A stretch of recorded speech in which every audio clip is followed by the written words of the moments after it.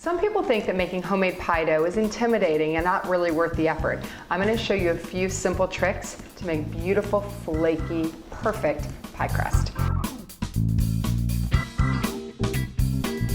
So to start, you need all-purpose flour. It's very important when you're scooping your flour in that you scoop it and not just do one big shovel in where you're going to get holes in your flour. There's 1 cup. And you want to use a knife or a bench scraper just to clear it right off. Because when you're measuring things, especially in baking dishes, you want the perfect amount. It has to be precise. All right, so put in 2.5 cups of flour, just like that.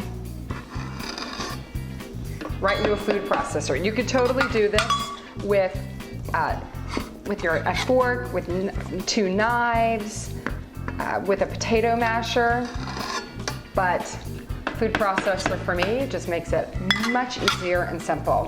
1 tablespoon of sugar, 1 teaspoon of salt.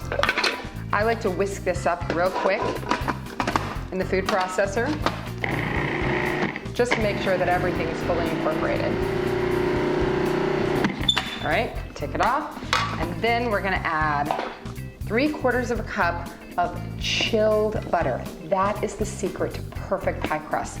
You want to make sure to cut this into cubes and then put it in the freezer for at least 30 minutes.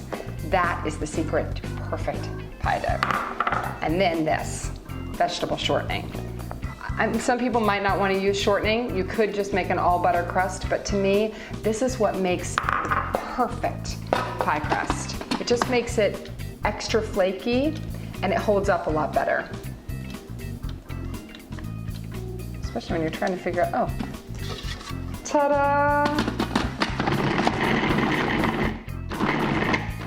Just give it a few pulses, because what we're looking for is coarse meal.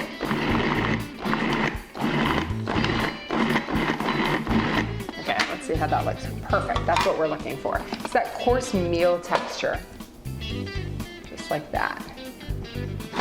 All right, now that you've got the coarse meal, water. This is the other secret. You want to make sure you have chilled water. I put ice cubes in this water about 5 minutes ago, so it's nice and cold. You don't want any ice in this though. All right, just gonna pulse it, drizzling in the water until it starts to incorporate in. Get a little bit more, and you want about 6 to 8 tablespoons of water.